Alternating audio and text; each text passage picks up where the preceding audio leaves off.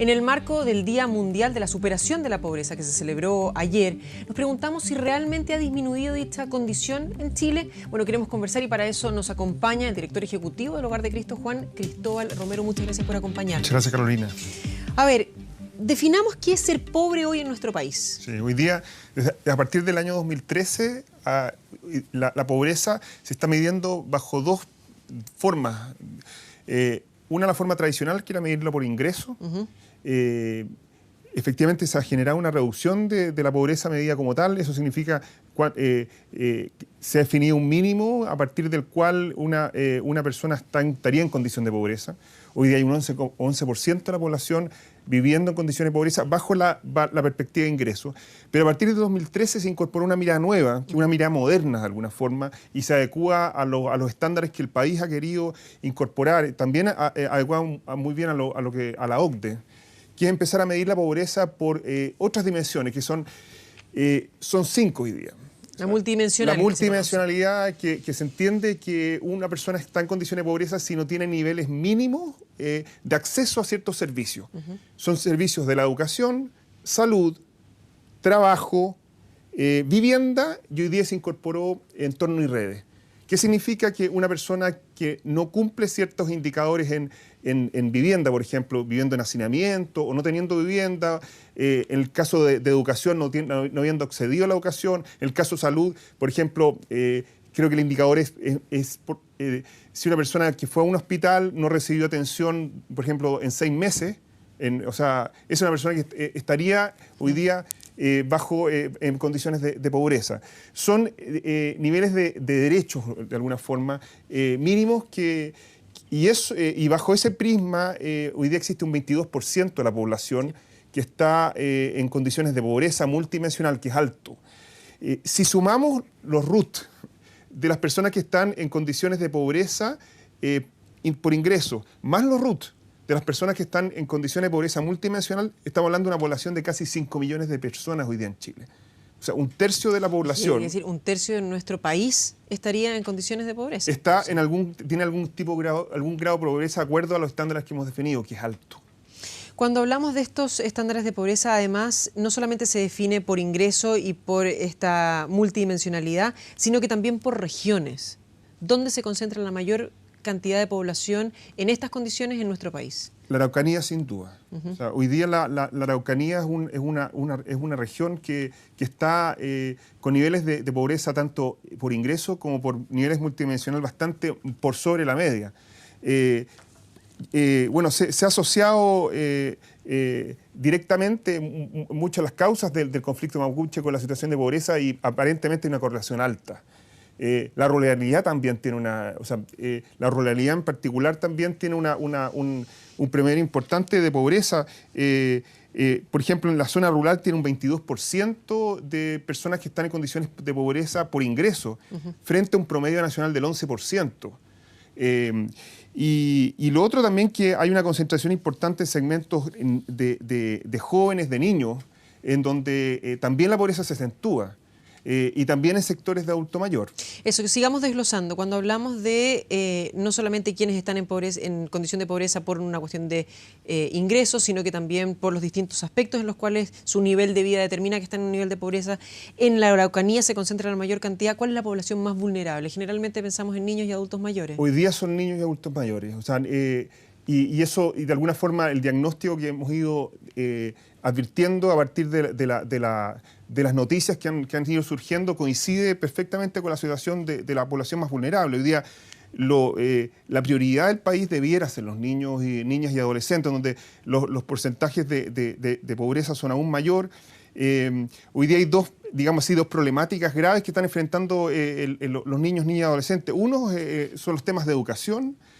Se ha advertido niveles de deserción escolar altos, pese a que la educación es un derecho. Hoy día estamos hablando de la gratuidad, ¿no es cierto?, la calidad, pero no hemos resuelto problemas de qué hacer con la cantidad de niños que hoy día no están yendo al colegio.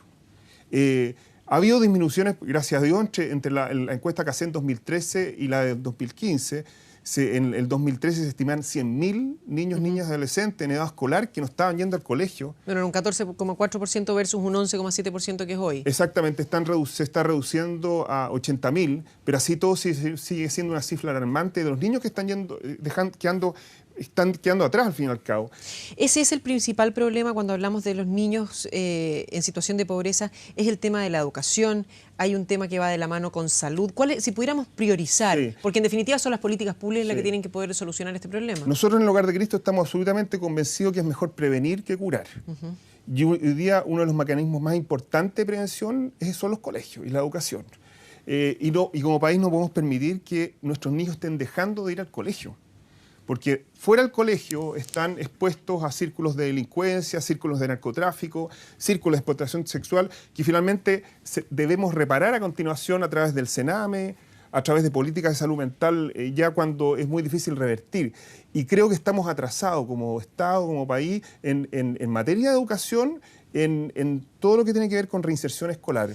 Juan Cristóbal, cuando ustedes hacen estos apoyos a estos niños, a estas familias incluso, y pueden hacerle un seguimiento, ¿cuántos de estos niños pueden salir de la condición de pobreza y no se vuelve a repetir el ciclo en el cual ellos fueron pobres, siguen siendo pobres, nacen en una casa pobre, digamos, y continúan estando en el mismo, mismo nivel? A nivel de, o sea, las escuelas de reinserción escolar, voy a poner un ejemplo, que para nosotros es un ejemplo muy concreto, son escuelas que están incorporando niños que llevan más de 2-3 años fuera del sistema educacional. Son niños que en general forman parte de circuitos vulnerables que en un momento deciden incorporarse nuevamente a la educación. El nivel de éxito de su escolaridad es alto a través de ese medio. O sea, estamos hablando de niños y niñas que están pasando por escuelas de reinserción, están continuando su educación en torno a un 60-70%. El único punto es que existen muy pocos de esos canales o puertas de transformación. De los 80.000 niños que están fuera del sistema educacional, solamente hay colegios para 1.000. Y de esos 1.000, yo sé que es súper duro hablar en este caso de cifras, porque cada caso es único y ojalá que cada caso tuviera la oportunidad. De esos 1.000, ¿cuántos son historias de éxito? El 60%. Ya. O sea, el 60% al menos éxito medido como jóvenes que continúan sus estudios. No estoy diciendo que el 40% tampoco hayan tenido historias de fracaso. Yo creo que la experiencia de reinsertarse ya es un éxito. Pero digamos, sí, el 60% de esos niños continúa sus estudios. Lo que es una cifra muy exitosa, o sea, de lo que nos debería poner muy contentos. Y también debería estimular a la política pública para que vayan robusteciendo una modalidad que primero no existe. O sea, son escuelas que tienen que financiarse igual que cualquier escuela y son escuelas que de alguna forma hoy día incluso el presupuesto del Ministerio de Educación está disminuyendo aportes porque ha ido concentrando el presupuesto en lo que es la gratuidad, que está bien. Hoy día la clase media está siendo hoy día el primer foco de la política pública, con derechos que han sido postergados durante mucho tiempo, pero hemos perdido el foco como país en los problemas de pobreza, porque los jóvenes, los niños no marchan, los que están fuera del sistema educacional. ¿Para qué decir los adultos mayores? Tampoco marchan. Las personas con discapacidad mental tampoco marchan. Las personas que están en la calle no marchan. Y la verdad que hoy día no están en la agenda, están invisibilizados de la política pública, están invisibilizados también los medios de comunicación en general. Y ahí, ¿cuál es, a ver, cómo lo ven ustedes? ¿Cuál es la prioridad? Porque de nuevo, aquí hay un montón de tareas por cumplir, pero no están todos los recursos para poder cumplirlas, no está el tiempo, etcétera. ¿Es el entregar trabajo o el entregar educación? Y me refiero, por supuesto, en un niño entregar educación, pero me refiero en una persona de entre 18 y 25 años. ¿Qué es lo que hay que entregarle a ese joven para que pueda salir de esta condición de pobreza? Trabajo, cosa que pueda suplir sus necesidades, cuando además estamos viendo que las familias con pobreza, el índice de personas que trabaja es menos de una persona en una casa que tiene 3 habitantes, menos de una trabaja, es un 0,8 creo, si no me equivoco, o 0,5, y va bajando respecto de los últimos años. Sí. Bueno, como yo dije un momento, o sea, la prevención para nosotros es fundamental, la prevención en la escuela. Y hoy día están... ¿A esa persona que ya es adulto también? No, al adulto, o sea, si hablamos de pobreza extrema, que es de alguna forma lo que nosotros estamos advirtiendo como Hogar de Cristo, Uno de los principales, o sea, las necesidades son hoy día, o sea, estamos hablando casi 15.000 personas que están en situación de calle, por ejemplo. ¿Y qué es lo que hoy día necesitamos? Necesitamos una política adecuada de calle. Hoy día lo que tenemos como país, independientemente a las obras que realizan muchas ONG, prácticamente, que desarrollan, tienen una red nacional de hospederías, programas diarios para visitarlo. No tenemos más que albergues durante el invierno, que lo único que hace es simplemente mitigar la probabilidad de muerte. Pero no hay una política que permita insertar a esas personas, darle oportunidad de trabajo, darle una vivienda, incorporarlos a una red también de prevención de temas de consumo de droga, alcohol. En general, en materia de pobreza, llamémoslo así, el país no ha tenido una prioridad que tuvo quizás hace varios años atrás. Las pobrezas son cada vez más complejas. Son pobrezas multidimensionales, lo dijimos. O sea, hoy día una persona que está en situación de calle, un adulto mayor, no únicamente tiene el problema de techo, comida y abrigo. Son personas que en general están asociadas a consumo de droga. Bueno, y están solos. Porque ha sido un paliativo para mitigar no sé, por el frío en la noche. Y también me quiero referir al tema adulto mayor, que también es otra de las políticas que está o sea, que son grandes deudas que tiene el país. Hoy día la expectativa de vida ha crecido, se ha ido concentrando la población en adulto mayor, en ese segmento, y en condiciones de pobreza la vida del adulto mayor es muy difícil. O sea, ya es difícil en situaciones normales cuando tenemos que tratar de lidiar con los precios de los medicamentos, con la falta de transporte, la falta de apoyo que tienen muchas veces. Temas de salud, temas de vivienda. De depresión. Temas de depresión. Hoy día la pobreza está asociada, si me dijera cómo podría caracterizar la cara de la pobreza, hoy día es un adulto mayor y un niño. En el Hogar de Cristo, o sea, son historias repetidas en donde recibimos el llamado de algún vecino porque hay un adulto mayor del barrio que lleva 2 días sin tener noticias de él, y vamos a su pieza, abrimos la puerta y está en un estado terrible, después de 2 días de no haber consumido agua siquiera, y sin ni una red de apoyo, y son personas que han tenido una vida quizás no de pobreza, pero que se va acentuando a medida que llegan a último periodo de su vida con pensiones miserables, sin redes de apoyo. Es en el abandono. Con el abandono total. Y hoy día como país, y no decir únicamente como Estado, la sociedad civil también está comprometida en esto, no hemos podido dar una respuesta adecuada a esos casi 80.000 adultos mayores que están en situación de pobreza. Y nuevamente, no es prioridad. No está en los programas de política pública, no ha aumentado el presupuesto de Senama, pero nada en los últimos años.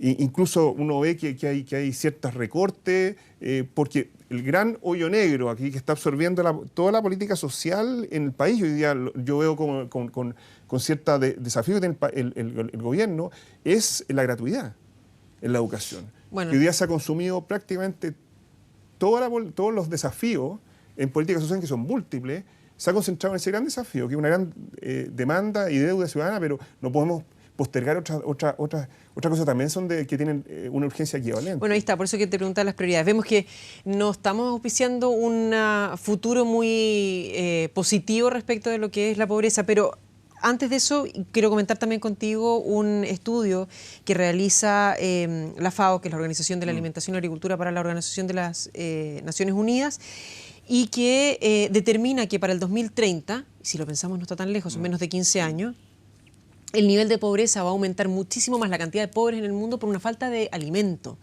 ¿Quiénes ven ustedes ahí que son los más vulnerables? ¿Y cómo va a ir cambiando la distribución? Y de nuevo, las políticas públicas, ¿dónde podrían poner el acento para tratar de, como tú bien dices, prevenir y no tener que lamentarse después? Sí. Miren, hoy día o sea, yo creo que un desafío, así como hoy día uno ve como con emergencias son los niños y el adulto mayor, seguramente el país va a ir tendiendo a hacer, o sea, hoy día la familia tiene también rostro de mujer. O sea, el 50% de las familias en Chile en situaciones de pobreza son mujeres uniparentales que tienen ellas y sus hijos. Que para ellos es un desafío enorme generar ingresos y también este doble rol de estar al cuidado de sus hijos. hijos que muchas veces están fuera del sistema educacional, entonces tienen que estar acompañando ese proceso, se incorporan en ciertos circuitos inadecuados, y aparte estar preocupados de generar ingresos, generalmente a través de empleos de bajo umbral, informales, para que les permita tener independencia. Informales que tampoco le permiten tener beneficio de ningún tipo. Ahí es esa caracterización que acabo de hacer, lo que se llama la trampa a la pobreza. O sea, son familias que van repitiendo ciertas formas de sobrevivencia, generación tras generación, y que en un país con tantas desigualdades, en donde esas desigualdades se transforman en finalmente desigualdades de oportunidades, ingresos, van aumentando las diferencias de generación en generación.